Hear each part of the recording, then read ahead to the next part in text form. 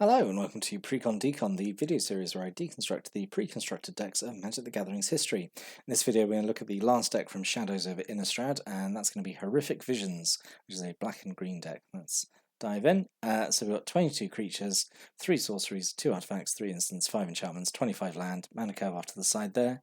Let's go, let's get on with it. So, the foil face rare is Soul Swallower, so 2 and double green for a 3/3 with trample. It has this ability Delirium, which is used very heavily throughout this deck. So Delirium is basically if you've got 4 or more card types amongst cards in your graveyard, so like land, creature, instant, sorcery, artifact, that kind of thing. As long as you've got 4 different types, then the creature or the spell with Delirium gets an extra effect basically. So Soul Swallower has Trample, and its Delirium ability is at the beginning of your upkeep, you put 3 +1/+1 counters on it, so it can obviously ramp up super quickly if you can do it. Like I said, even if you cast it, I guess early on, it's 4 mana for a 3/3 trample, which is, I mean, that's not ideal. But once it starts ramping up, I think that's pretty good, honestly. Just getting 3 counters every turn, pretty solid. So that's okay for your face rare to have, I think. What I like a lot more is Inexorable Blob.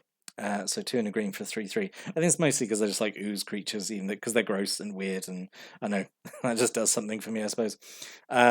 2 and a green for 3/3 Delirium. When it attacks, if you have 4 or more, if you have Delirium, you make a 3/3 ooze token that's also taps and attacking. So this is nice. It just kind of blobs off more sort of copies of itself to also keep swinging. So again, also okay, I think. I really like that artwork. It's super creepy artwork. Both these I think perfectly good rares. Not I guess not too exciting, honestly, to me personally, but it's okay. I think Delirium's like a fine keyword. It's one of these things I guess you have to work a little bit towards getting, but then once you've got it, you're like, oh, it's fine now. That's fine. All my stuff's going to be permanently better. And then we've got 3 Moldgraph Scavengers, 1 and a green for a 0/4. If you have Delirium, it shoots up to being a 3/4, which is pretty good for 2 mana. This is perfect. Like early game, it's there as a blocker, and then late game, it can punch up as a 3/4. So that's okay. We've got 2 Obsessive Skinners, 1 and a green for a 1/1. When it enters the battlefield, you put a +1/+1 counter on target creature. So we see this kind of stat line a lot, like 2 mana for a 1/1 that puts a counter down on stuff. And it has Delirium at the beginning of each opponent's upkeep. If there are 4 or more card types amongst cards in your graveyard, put a +1/+1 counter on target creature. So you can keep doing it, which is pretty cool. Like if it can keep churning out +1/+1 counters. I think that's okay. A single Kessig Diaswine, 4 and double green for a 6/6, which is 6 mana for a 6/6 is perfectly okay. And its Delirium is just to have Trample, which is very straightforward, and it's fine. Again, becoming a 6/6 Trample through not much work, I think is okay. And then 2 Stallion of Ashmouth, 3 and a black for a 3/3. Its Delirium is to pay 1 and a black to give it +1/+1 to end turn. So Delirium basically gives it a shade ability, which again is all right, I suppose. It's okay. I'm just gonna be honest. I'm not like Delirium doesn't excite me too much because I feel like I don't know. It doesn't feel particularly hard to work towards getting, and then when you get it, like the upsides just feel quite minimal. It's one of those things where just like, was this worth being a keyword? I don't know. That's the feeling I get from it. Seeing I've not had any experience like playing with Delirium. I mean, like, I'm not saying like Delirium is like a super meta strategy or whatever. I think it was just like a fun gimmick for Innistrad. It's not flashback, is it? Which is one of the best on the best mechanics that interacts with the graveyard. It's fine, I suppose. It's fine. A single Hound of the Farbogs, 4 and a black for a 5/3. Delirium is to gain Menace. Like, fine. Again, absolutely just very straightforward and fine. We've got 2 Tooth Collectors. I'm just going to say before I look at the card, like, this art always looks weird to me. Like, it looks like it's not finished, or like, I don't know, it doesn't like match the style of Magic the Gathering art normally. Like, am I being weird there? Like, does this art look weird to anyone else? Also, it looks like Doc Brown, so that's the thing as well, I suppose.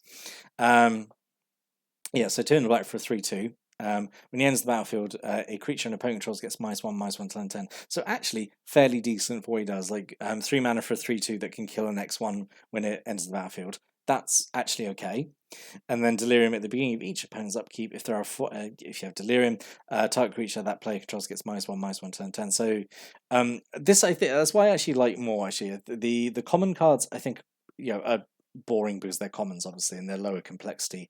But I think that's these ones with Delirium where like it happens every turn. You get something that happens every turn. I say like the Obsessive Skinner, like the Blob, like the worm that gets something every turn. I think that's something that's worth working towards on Delirium rather than just getting like Trample or Menace or something. But I say, like, I get that they're lower complexity because they're commons or whatever.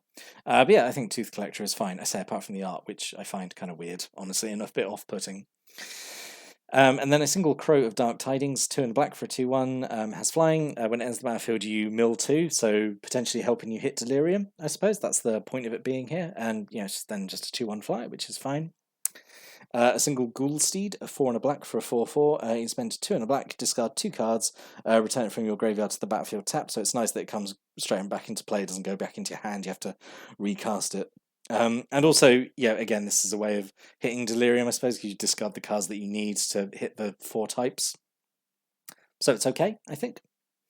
A single Morcrypt Necropod, so 5 and a black for a 7/7 menace, so huge creature with evasion, which is nice. But whenever it attacks or blocks, you have to sacrifice another creature or land. So, in a weird way, could potentially help you hit Delirium because you just sacrifice a creature or land. But yeah, obviously this is here to like close out the game, isn't it? I suppose. A single Loam Dryad, 1 green mana for a 1/2. You can tap it and tap an untapped creature you control to add 1 mana of any color. It's okay, I suppose. Yeah. Yeah. just having 1 feels a bit weird though. And also I'm not like because it's not like a hugely demanding mana curve in the deck. So I'm not sure. Like Mana Dork's obviously fine, but just 1 copy of them, and also something that requires you to tap 2 creatures, to me feels like an inefficient Mana Dork anyway. So I mean, I guess it's okay. This was a really nice reprint, actually, Groundskeeper, because I think it was originally in Mercadian Masks, I think. So 1 green mana for a 1/1, and you spend 1 and a green, doesn't tap, which is really nice, you can use it multiple times, to return a basic land card from your graveyard back to your hand, so this is really nice. So you have got... I don't think it's meeting its full potential in this deck because, like, in some of the other decks where it's like, like discard a card for this effect or whatever, you can at least discard lands and then get them back with the Groundskeeper, so you could like keep redoing it. I think that's a nice use for it. Also here as well, like I don't know if you mill lands that you need, you can get them back. I guess I don't think you've really got anything that like. Oh no, you got the Morcrypt Necropod that makes you sacrifice land, so you could use the Groundskeeper, just return it and replay it, I suppose. But anyway, this has got a lot of potential. I don't think he's doing his best work in this deck, just because it's not all about kind of sacrificing lands or whatever, or discarding lands. But I think it's still a super good card. It's a really nice reprint. Got 2 Wicker Witch, just 3 mana for a 3/1. Sure. Actually, it's really nice because it's an artifact creature, so it counts as 2 card types towards Delirium. So there we go. I think that's the main points in here, along with the Wildfield Scarecrow as well.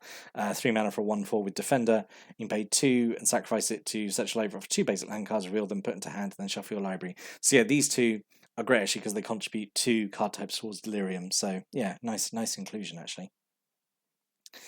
A single Might Beyond Reason, moving on to non-creature spells now. So 3 in a green, instant put 2 +1/+1 counters on type creature. You have Delirium instead, you put 3 counters on it instead. So yeah, sure, that's fine. Yeah. And then a single Merciless Resolve, 2 in a black. As initial cost to cast Merciless Resolve, sacrifice a creature or land. You draw 2 cards. So yeah, this is fine. Nice way to get, say, a creature or a land into your graveyard for Delirium purposes. And it's a bit of card draw, and it's at instant speed. If you've got a creature that's going to die anyway, sure, that's fine. And a Liliana's Indignation, so X and a black. Put the top X cards of your library into your graveyard. Target player loses 2 life for each creature card put into your graveyard this way, so you just mill a bunch of cards, hopefully hit a bunch of creatures, because I think you do have I can't remember how many creatures you've got in the deck. 22 creatures, so there we go. And then, yeah, obviously then your milling cards, they're in the graveyard, Delirium, etc. You get the gist by now. And also a bit of life loss is nice as well. A single crawling sensation, so 2 and a green. At the beginning of your upkeep, you may mill 2. It's nice that it's May. Whenever one or more land cards are put into your graveyard from anywhere, for the first time each turn, you make a green insect token. This is really nice, actually. It would have been actually really interesting to make. I was going to say this card the focus of the deck. I wish there'd been more than one. Let's put it that way. Yeah, and also, it's a way of. I say this actually goes. What I said about Groundkeeper wasn't doing his best. This gives Groundkeeper purpose. You sacrifice a land, goes into the graveyard. Crawling Sensation makes a insect token, or you're milling stuff off the top of your library. You get your lands. Groundskeeper then get them back. Yeah, so you still get them. So yeah, I think this is a fun little card.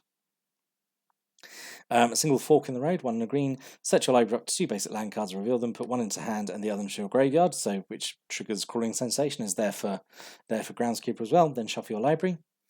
And then 2, a Vessel of Nascency. 1 green mana, you can pay 1 and a green, sacrifice the Vessel of Nascency, reveal the top 4 cards of your library. You may put an artifact, creature, enchantment, land, or planeswalker, so basically a permanent, from amongst them into your hand, then put the rest in your graveyard.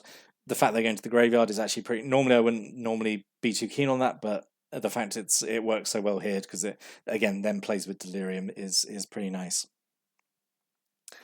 We've got a single Rabid Bite, 1 and a green. Target creature you control deals damage equal to its power to target creature you don't control. So it's a one-sided fight effect, which is perfectly okay. You've got some fairly biggish creatures in here. A single Throttle, 4 and a black, to give target creature -4/-4 to end turn. So kind of a bit expensive as a bit of removal. For reference, we had Grasp of Darkness in the last set. There was 2 black mana for this effect, but to be fair, that was uncommon. This is common. It's fine. -4/-4 is still like a really chunky amount to hit a creature with. And then we've got 2 dead weight, 1 black mana. Aura goes on a creature and gives it -2/-2. So most of the time, just a kill spell for an X2, but also just weakening a big creature is always good as well. And then 2 Explosive Apparatus, 1 mana for an artifact. You can pay 3, tap, sacrifice it. It does 2 damage to target creature or player. Again, like a little bit of burn is always nice, especially when it's colorless, and also then it's an artifact then for your. It sacrifices itself. It's in your graveyard. You get the gist by now. Delirium. So then we have a Warped Landscape. So taps give you colorless, or you can pay 2 and tap and sacrifice it. Gets into the graveyard. Set your library for a basic land card, put it on the battlefield, tapped, then shuffle your library. So yeah, it's Why is that? Hang on, wait. Why is that worse? That's worse than Evolving Wilds. Oh no, it gives you colorless. There we go. So we can at least do that. There we go. I was going to say that's worse than Terramorphic Expanse or Evolving Wilds, but it gives you mana. There we go. It's fine. So you can use it for that at least, I suppose, if you need to. And then a single Foul Orchard ends the battlefield, tapped and gives you black or green. Fine. No idea why it's uncommon. When we had the lovely gain lands in Karnataka here. Whatever, it's fine. I know sets work in different ways and how you distribute lands and dual colours and stuff like that. It's fine. And then 12 Swamps and 11 Forests. So let's talk about what could have been. Yeah, it's all right, isn't it? The deck, I think. Could just do with a few more things, I suppose. I thought Runaway Carriage would be okay, just because it's another artifact creature, so it's 2 types for Delirium. Yeah, it's 4 mana for a 5/6 with Trample. When it attacks or blocks, it gets sacrificed at end of combat, so it's going to die anyway, so hits the graveyard easily, I suppose. Pack Guardian I thought would be okay. So it's 2 and double green for 4/3 with Flash. When it ends the battlefield, you can discard a land card, and then you make a wolf token. So makes like 6 pounds worth of stuff at instant speed, which is, that's not nothing. And also you get to discard a land card, so yeah, it's fine. Again, fill up the graveyard. And also Pale Rider of Trostad, 1 and a black for 3/3 with Skulk, which is an ability that shows up on, I think criminally few cards. Skulk basically means it can't be blocked by creatures that have power higher than its own. When it enters the battlefield, you discard a card. So again, you just discard the card you need to top off your Delirium, I suppose.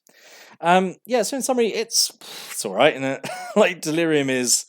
I don't know. I just have no strong connection to Delirium's mechanic. As I say, I don't think.